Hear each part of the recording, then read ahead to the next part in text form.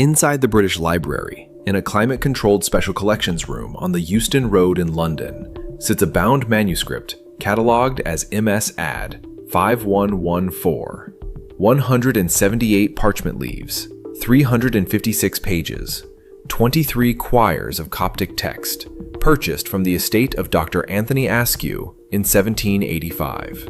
It is not on open public display. You cannot walk in and read it. What it says about what happens to a soul after the body is destroyed has never once been read from a pulpit.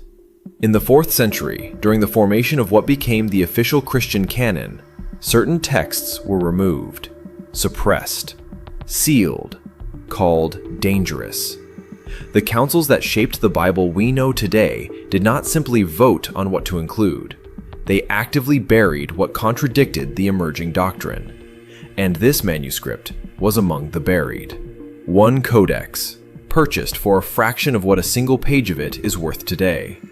It contains the only complete surviving copy of the Pistis Sophia, and inside it is the most detailed post-mortem map ever committed to ancient parchment. Not metaphor, not allegory. A precise operational account of what the soul encounters the moment the body stops functioning.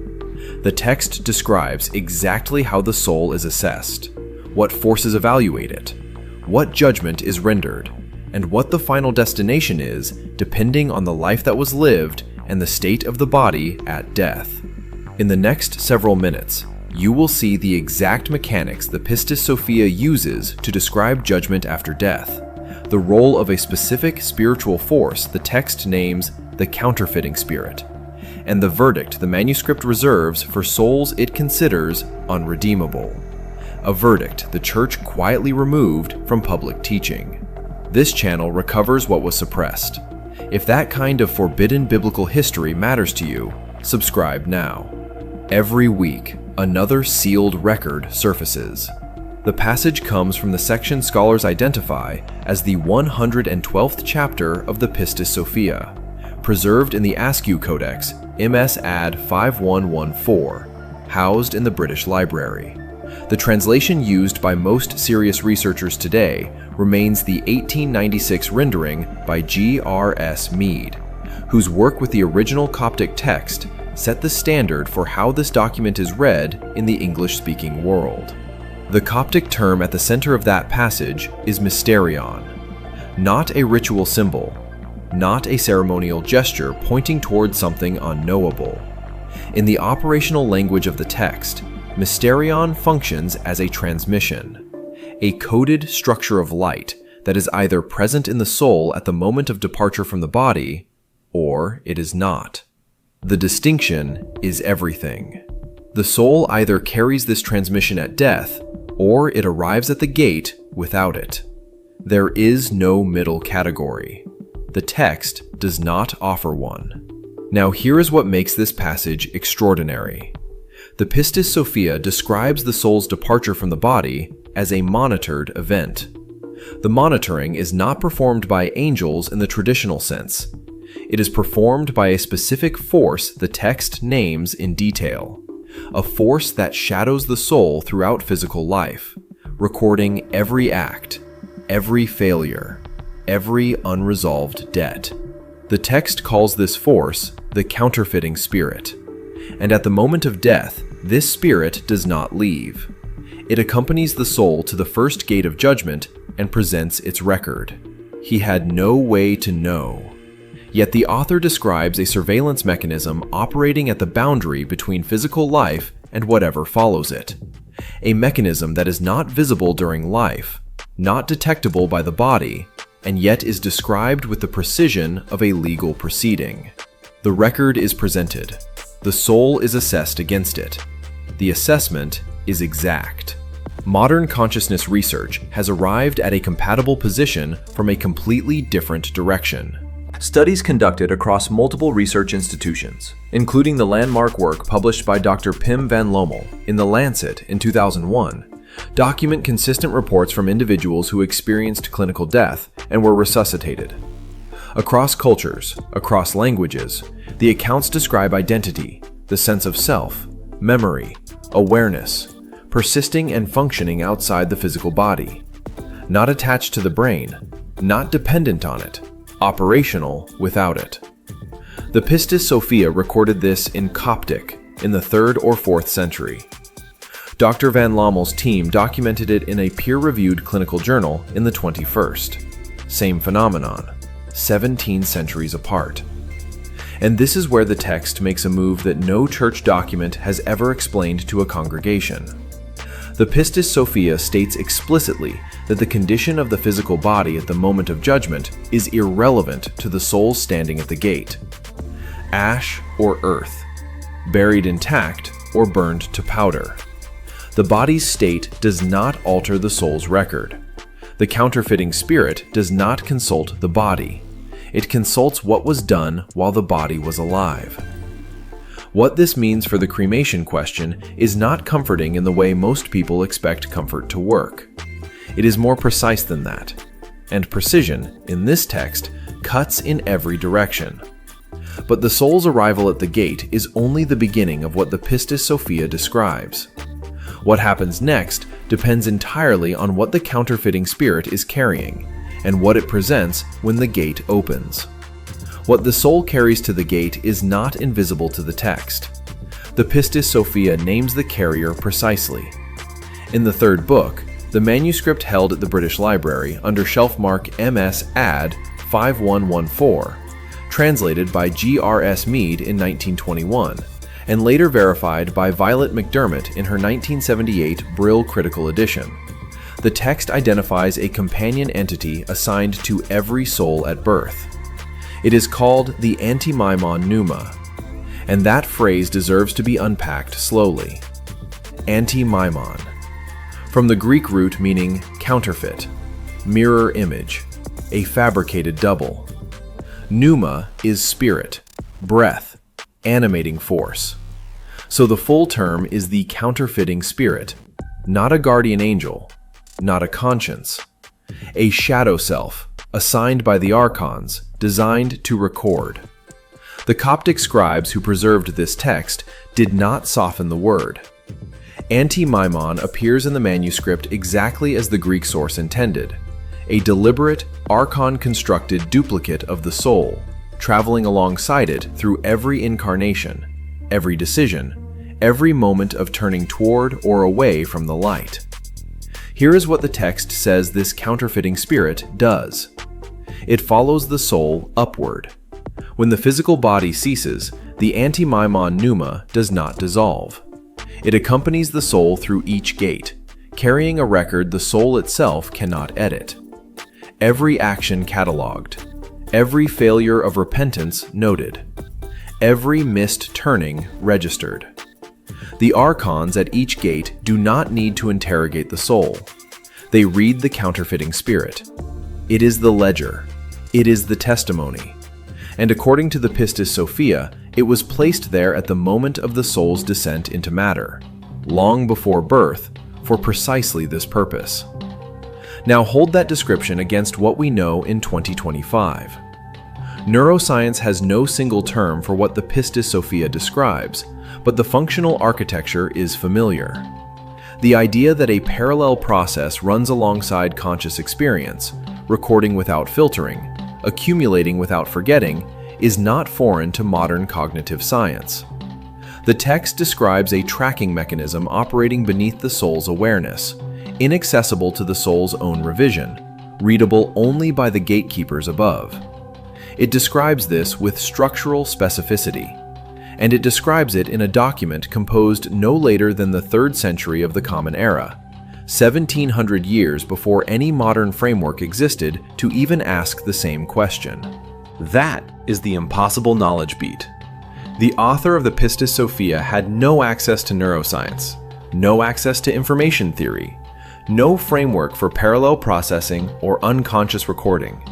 Yet the antimaimon pneuma functions exactly as such a system would function if you were designing it from first principles.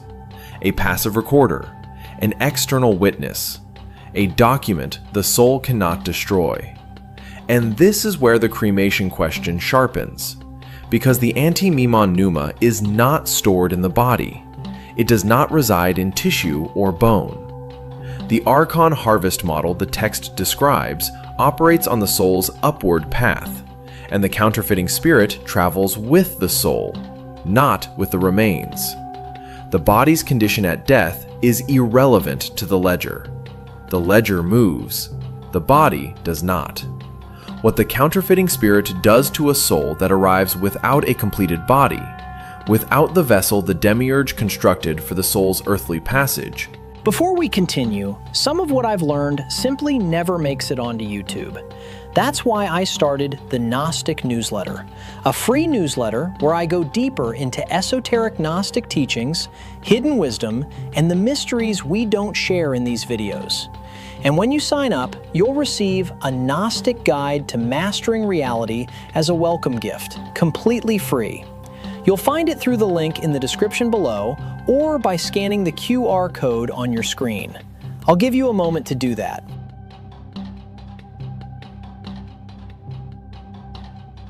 Is where the text turns to its next precision. And that precision lands in territory the Church has never publicly addressed. The third book does not leave the soul's fate to inference. It states it.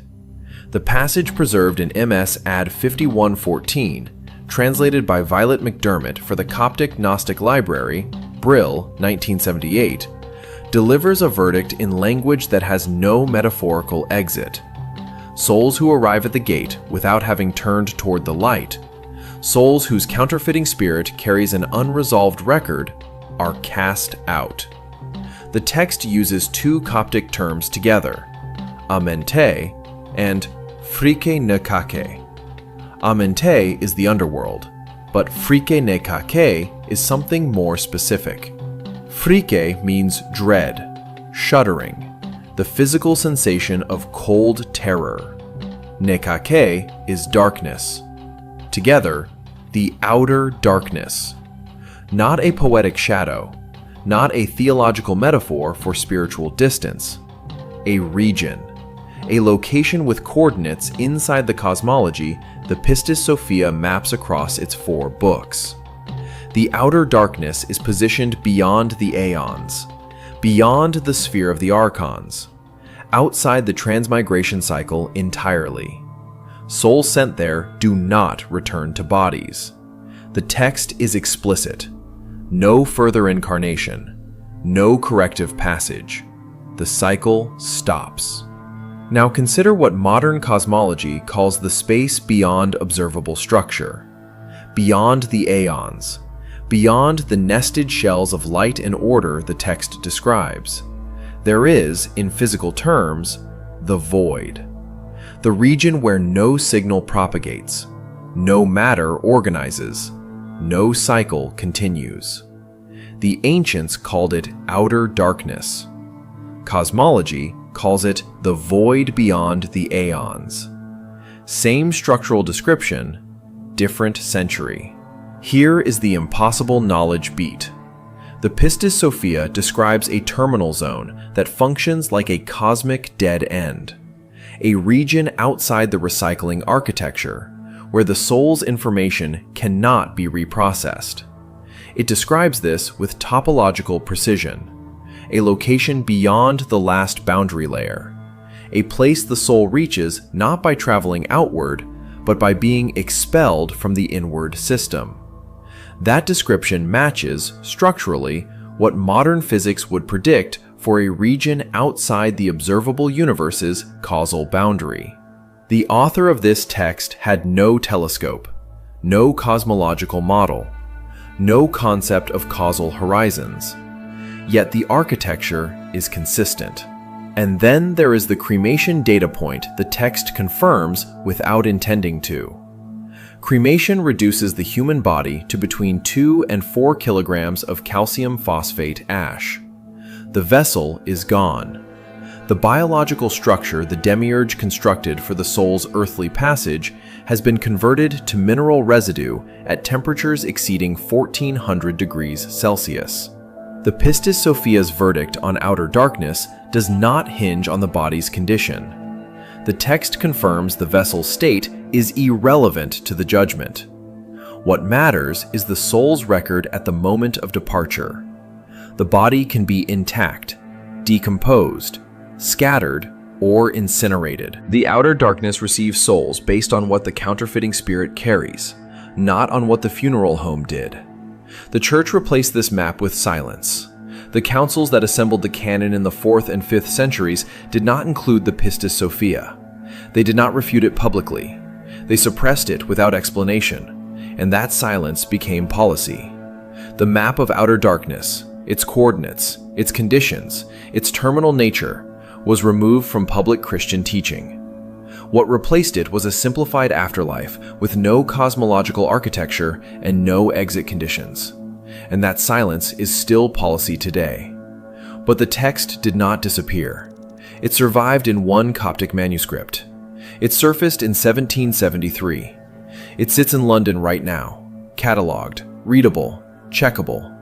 And what it says about the soul that arrives without repentance is not ambiguous. The verdict is structural. It is architectural. And the window to avoid it, according to the very next passage, closes at a moment the living rarely consider. The Pistis Sophia does not leave the soul without a variable. The same passage in the 3rd book, the same manuscript, MS Ad 5114, British Library, McDermott's 1978 translation, that describes outer darkness, also describes the single operative condition that changes the outcome. The text is explicit. Repentance before death is the mechanism, not burial rite, not bodily preservation, not priestly intervention after the fact. The turning must occur before the moment of departure. The Coptic term the text uses is metanoia, and that word requires unpacking carefully, because it has been domesticated by centuries of institutional religion into something much smaller than what the Pistis Sophia means by it. In the ecclesiastical tradition, metanoia became confession, a sacrament, a transaction between a soul and a priest. But the Coptic usage in the Pistis Sophia carries the original Greek weight of the word. Meta, beyond, across. Noia, mind, perception. Metanoia is a turning of the entire perceptual apparatus, a reorientation of the inner self toward the light. It is not a verbal declaration. It is not a ritual performed over a body. It is an internal movement that either happens before the soul departs or it does not happen at all. This is the impossible knowledge beat of this passage. The text specifies that the window closes at the moment of departure from the body, not at burial, not at cremation, not when the ash is scattered or the grave is sealed. At the moment the soul leaves. The biological events that follow, however the body is handled, whatever the family chooses, whatever the culture requires, are spiritually inert. The soul's record is fixed at the instant of death. Everything after that is ceremony for the living. That is a precision the ancient world had no biological framework to articulate. The moment of death, as a discrete and singular event, was not a medical concept in the 3rd century. The Pistis Sophia nonetheless treats it as a threshold, a single point in time after which no further revision of the soul's record is possible. Modern medicine now identifies brain death, cardiac death, and cellular death as a cascade rather than a moment. But the text draws the line at departure. And departure, in the cosmology of the Pistis Sophia, is the soul's exit from the body's sphere, a specific transition, not a gradual process. Cremation, under this framework, is spiritually neutral. The body reduced to ash at the crematorium tells the text nothing about the soul's destination. What the text measures is the soul's state at the instant it left. Was metanoia present? Did the inner turning occur? Was the counterfeiting spirit's ledger carrying a completed act of reorientation toward the light? If yes, the gate opens differently. If no, the record the antimemon pneuma carries is unchanged by anything the living do afterward. The century bridge here is stark. The ancients built entire funerary traditions around the body: preservation, orientation, grave goods, ritual preparation. The Pistis Sophia cuts through all of it. The body is not the instrument of salvation. The soul's state at the moment of departure is everything. Modern hospice medicine, without any theological intention, has arrived at a similar conclusion, that the psychological and emotional state at the end of life shapes the dying experience in ways that no subsequent intervention can alter. The text said it first, and it said it with a precision that makes comfort difficult. Because here is what this passage becomes when you read it as literal recorded testimony rather than ancient poetry. It becomes an instrument, not a comfort, a precision instrument for the living, still breathing, still inside the window. And the next question the text raises is whether that instrument is still running, whether the map it draws is operational in the present moment, for souls alive right now. MS Ad. 5114 sits in the British Library Special Collections right now, today. You can request access. The Outer Darkness Verdict and the Transmigration Clause from Chapter 119 are publicly readable at gnosis.org. No archive pass required. No church council has ever formally answered this text. They removed it from the canon. That is not the same thing as refuting it. And the mechanism described in Chapter 119, the counterfeiting spirit at the gate, reading the seal of the body's end, has not stopped operating since the ink dried. The map is not historical. It is present tense. It is running right now. If the soul's fate, according to suppressed Gnostic cosmology, is your path, subscribe. This archive goes deeper every week.